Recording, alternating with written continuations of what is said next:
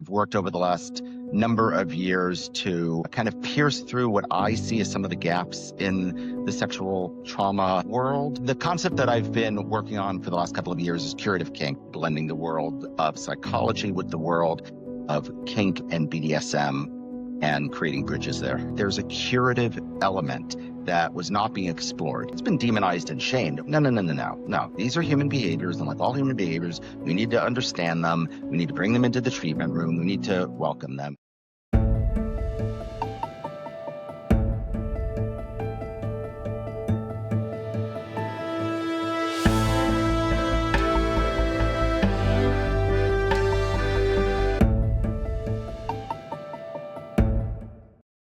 Welcome to Just Healing, where we rediscover humanity in our conversations around trauma and celebrate all the unique ways we love and heal. Hey everybody, welcome to this episode of Just Healing. And this week we have an amazing guest who's going to talk about some things that people don't even think about. And so I am so excited to have Andrew Pari on. And I'm going to have him introduce himself and tell you a little bit about his background.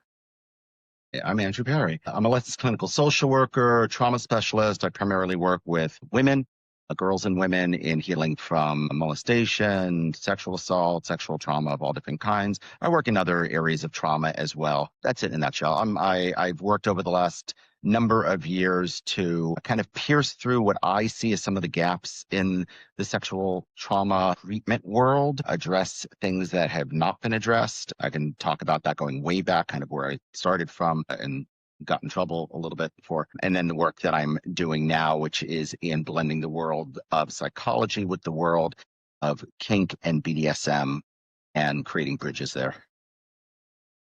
You tell us, you can't drop that and not tell us what that means. So tell us, connect. Okay, so the concept that I've been working on pioneering for the last couple of years is Curative Kink. I only say pioneering because I've been presenting at conferences and speaking about a lot of different areas for a while, and I started exploring some new territory that I'll talk about.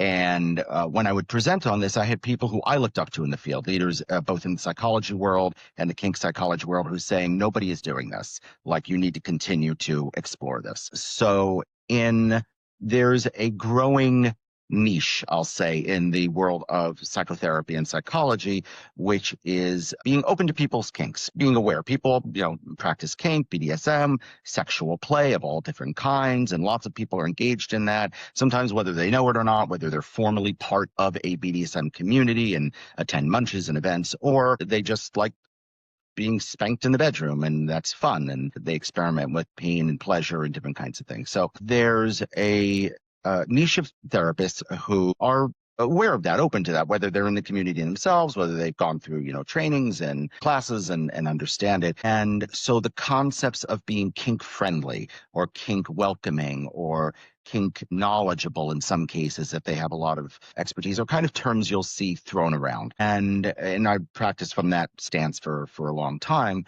But what I came to understand in working with my clients is that there's a curative element that was not being explored. That was, and I often say this, the BDSM and the kink world are very aware of it, but they don't have the kind of psychotherapeutic, psychological knowledge to understand why.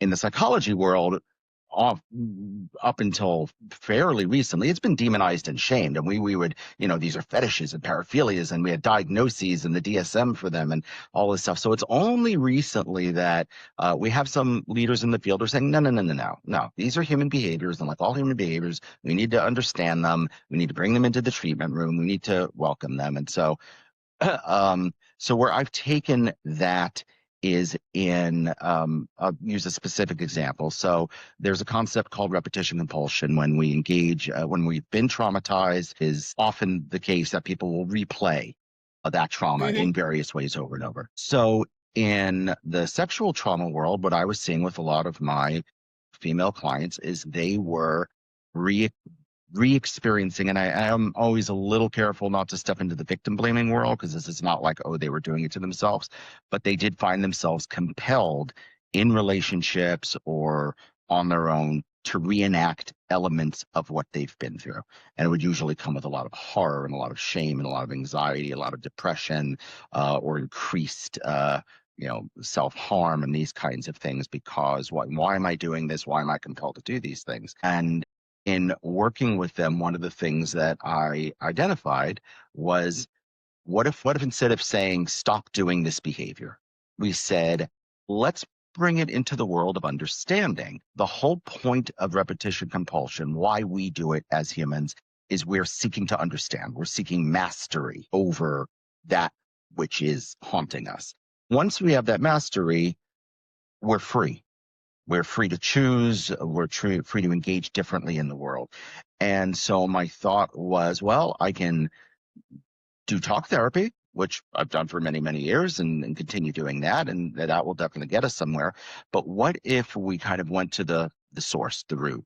And so what I started doing was working with women to recreate elements of what they went through in a safe, negotiated, informed atmosphere with a partner, and to be able to work out in therapy what the scene would look like. In the kink world, it's called scening. In the therapy world, we call it role play. And to create basically role plays that they would engage, but in a safe way, rather than going to a bar and drinking themselves half numb and getting into some situation, that instead we recreate those elements in a safe, structured, informed setting. I'll stop there. It's an entire process. I mean, I do 3-4 hour trainings on this, and I know we don't have that kind of time today. What I will say is that the clients I've worked with, I have seen exponential results beyond what I expected. And I always remember I had one client who referred to it as EMDR on crack, that she had come out of this and said, it feels like my rape doesn't matter anymore. Not in that I don't remember it, but in that it doesn't have a hold on me now that I've worked through it in this way. And so there's the scening or the role playing of it, and then there's the processing of it in the therapy environment about what came up and how it worked. So you've got, somatic elements and psychological elements and spiritual elements and all kinds of things that come together to make it work. Yeah, and I think it's very fascinating because that is part of, I mean, people don't know what EMDR is sometimes, but it's really tracking and changing that thought process that goes with a traumatic event. And what you're doing is you're putting that in real life, right? And one of the things that I have been so fascinated by when you came to Script and you spoke at our conference, you talked about this, but you also talked about it in a way of how people don't realize that their body responds in some way and they play it out.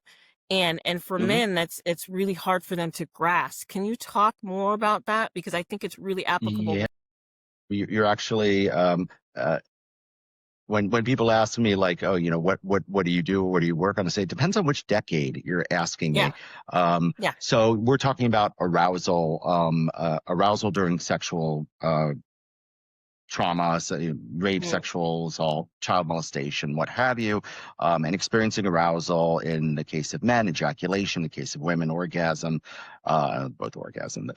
Um, and that's work I started doing quite a while ago now. I actually started on some online forums responding to questions like sexual assault forums, and then I ended up doing a an AMA, which is an Ask Me Anything on Reddit, over 10 years ago, and on this topic, just saying this happens.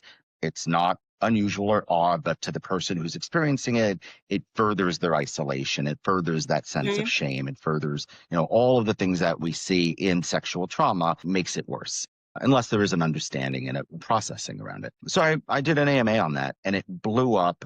And I've been told it was at the time the largest AMA across psychology, like a number of the different fields that they did. And through that, I started getting contacted to speak at organizations and conferences and different things, which ultimately is how I met you, Deborah. It was, a couple of years into doing that, coming across you at IVAT. And we fell in love. So, and we are. So the concept of arousal, it's funny because I used to do these entire trainings and I was invited by the military and I would do these, days long trainings. And now it almost, I don't want to say it seems quaint, but when I started talking about this, nobody was talking. I mean, this is pre Emily Nagoski and her incredible book, Come As You Are. And Emily is a sex educator out of Canada. She does incredible work. And I would say she probably brought this to more public attention because of her book, because of her work. I've been very honored that people have referred to me as the American her or her as the Canadian me or some such, because I was talking about this and I just didn't write a book. But the concept of arousal and sexual assault is a really basic one. We have bodies that are designed for stimulation, whether it's to, food or pleasure or pain or what have you. And if we are sexually stimulated, whether we want it or not, we're going to respond. Emily has a term called arousal non-concordance, meaning what's happening here doesn't necessarily match what's happening here. Um, and there's, for women, it's a little bit different than men, but they both experience it. And it's a source of great shame for a lot of survivors who don't understand it. And it can also be a source of a lot of sexual after effects, especially like in children when it occurs Mhm. and so forth, because it can create a reinforcement. We have children who will say, well, I'm the one who went seeking and I'm the one who went after it. And that's not really the case. It's that they were trained or groomed to like it, to want it. And we all want to do more of what we like until we learn that it's harmful or bad or wrong or etc. Right. And I know in working with a lot of people, and this has been coming up for me so much in some of my work, and I have to actually just say, it means your parts worked. That's it. They worked, right? But that's so hard for a lot of men or even women, right? To really take in, that their parts worked, I actually with because again I primarily work with female clients, so I'd like to hear your view, with men on this. Is I take it much further than that because Okay. we have a lot of research to show that evolutionarily women getting wet and lubricating and vaginal lengthening, all the things that happen during arousal also happen during unwanted sexual contact. Right. And the theory is that it helped protect them, protect their bodies. In a pre-antibiotic world, you get cuts and tears, you're dead. Talk going back thousands and thousands of years or even hundreds of thousands of years. And so that there was an evolutionary component to this to protect their bodies. And, as I often say, our brain doesn't care necessarily how we feel. It just wants us to survive. Evolution is about survival. And so if she can survive and procreate, then evolution has done its job. It doesn't make it any nice or easy or comfortable for that individual, but it helps for a lot of my clients explain in a much more profound way, why did my body react this way? So saying parts work, absolutely.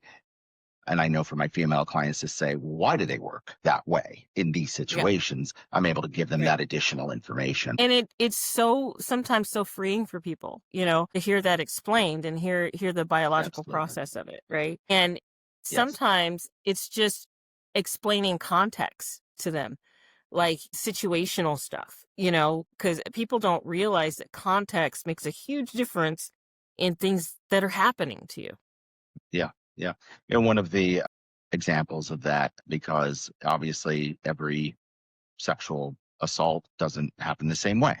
And so, Right. some people will say, well, I didn't have any arousal response. Okay, well, that's where I did. And one of the things that I've presented on is the idea of awareness of threat versus suddenness of threat. I guess I'll put it that way. That the example that I've used that I've learned through my clients is college girl is at a frat party. She's trapped in a room with four boys and they're making it clear what they're going to do. But they're not being violent. They're not attacking her, beating her, that kind of thing. Higher levels of arousal in those cases versus someone is suddenly grabbed, punch hit, beaten, forced down, lower levels of arousal in that case, typically. Mhm. So in terms of that kind of context, and then you talk about the context of being groomed, then you're in a Mhm. whole other world. If it's, a parent or aunt, uncle, brother, sister, whoever might be the predator, the perpetrator, they're, even more so, I would say, because you're in is probably starts out as a safe, comfortable, loving Right. relationship that these elements then get introduced to. So I would say even more so in terms of that, my body is responding because it feels safe with this person, even though I grow to not feel safe with this person. Right. That is such people don't realize you have to look back and go back and look at the context, look at the situation, because not everybody's abuse is the same and not everybody's response is the same to the same type of situation, and I see that a And lot in my practice. It is so hard. yes. Yeah, it's a really good point because oftentimes, as the therapist, I may think once I understand, what the trauma was, how it unfolded, like, oh, okay, well, this is going to be the major point, and it isn't. I've had, many cases where the situation where the woman says it wasn't the rape itself that I'm haunted by. It's how everyone acted afterwards. It was the police interviews and my friends abandoning me and all of these other things that happened after that created far more trauma than the event itself. Had I received support, had I been believed, then then the trauma would have been the trauma and I would have received support in it and I would have moved through it much easier. And in a much more personal way, there's the physical sensations, but there's also sounds, sights, context, positioning, all kinds of Hmm. things that can be the thing that the person holds on to. Right. Now, I'll give a quick example in one of the um, role plays that I was working through with someone. It was a woman who had been molested by her uncle as a child. And as we were discussing what I call kind of the key points, like what do we want to make sure is included in the role play, she kept coming back to it was the sound of the door and him saying, "Are you awake, honey?" That was like, because that was the start of what would happen. And then it would go from there. And we ended up role playing. She had a partner who was willing to do this, role playing just that moment. We did it 3 or 4 Hmm. times. And that created just that piece. No touching, having to do anything, but just that piece of the door opening and him saying that those created a lot of healing for her. So where trauma is stored in our memories and how we store it is very unique and individual. Right. Right. And that brings me to like diversity. People think when you hear diversity and you talk about things, they think about its skin color and phenotype, and it's not, especially in your world. This is how I see diversity in that realm. We often will say there's no wrong way to respond to having been sexually assaulted. And I believe that because there is such a wide realm of individual responses and like anything else on a spectrum from okay, these are the most common responses, Hmm. we see these a lot and we see these left off lots often and maybe we see these more rarely but they occur. Hmm. And what, in the case of like arousal, I would probably, pull that down a little bit in terms of we talk about hypersexuality expressions or what I call inhibition, pulling back. I suffered sexual harm, so I don't want to leave my house. I don't want to go on dates. I don't want to be in a I don't want to do anything versus disinhibition, which is I'm kind of expressing my trauma out all over the place. Those are all unique and varied differences, and how they come together in this one individual is that diversity that I see. And I think that's really important. I don't believe in a one size fits all approach, which is what led me to discovering I call it somatic mastery of sexual trauma, but conducting these role plays and replaying the events that happened to them. I wouldn't have come across that if I wasn't listening to my clients and hearing them talk about, I went on a date and I like deliberately, uh, you know, teased the guy because I wanted to make something happen. Um, and so we would talk about elements of like, okay, well, that puts you in driver's seat, it puts you in control, even though you ended up feeling like you were being raped again. That was a context you were creating. And hearing those stories led me to what if we took that and put it into a safer environment where you can play with all of those elements and dynamics but in a way that we can create understanding because we can process them. Right. And so there's, those elements of diversity as well as the uniqueness of not just what the person experienced, but how they're acting it out in the world, what they think of it, how they feel about it.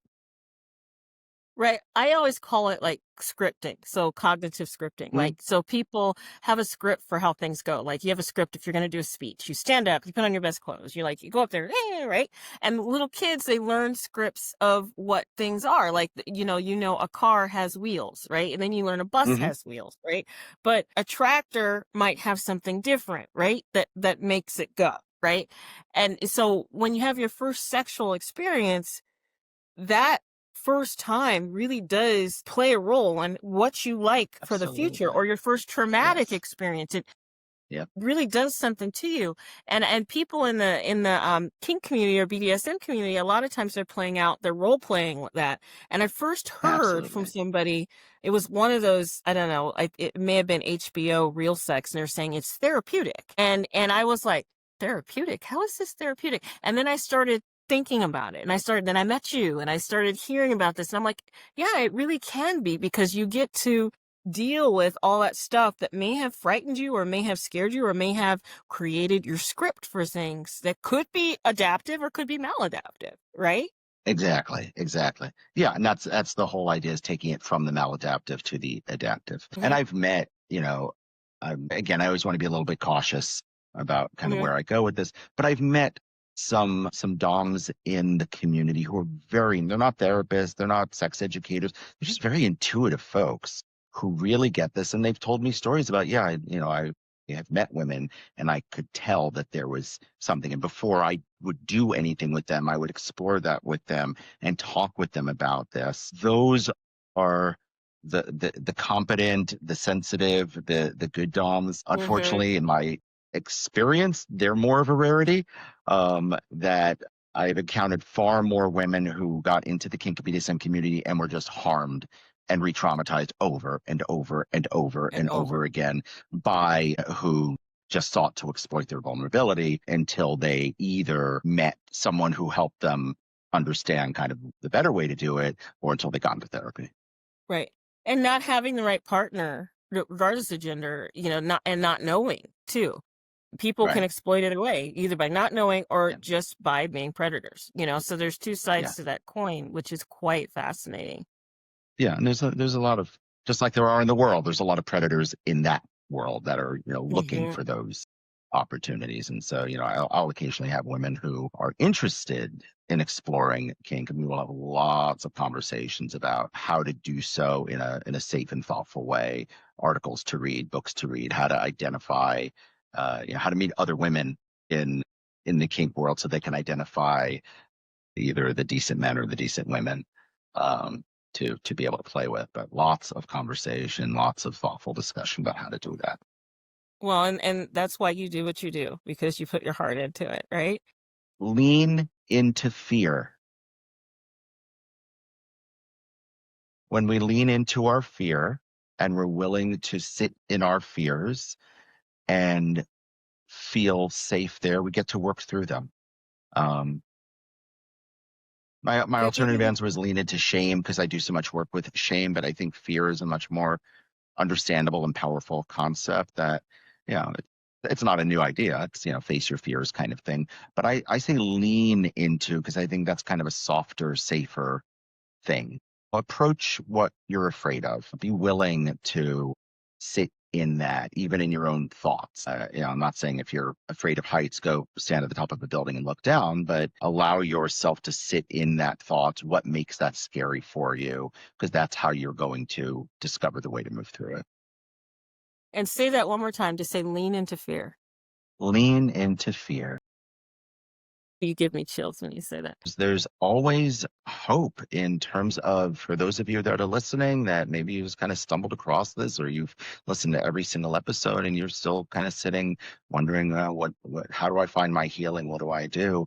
We have to start with hope that it's possible, and that there is a way forward, and that reaching out to folks like Dr. Deborah or me, or uh, you know any therapist, really. You know what I will say, because I tell my clients this all the time, especially if I'm the first therapist they've come across, is who else are you talking to?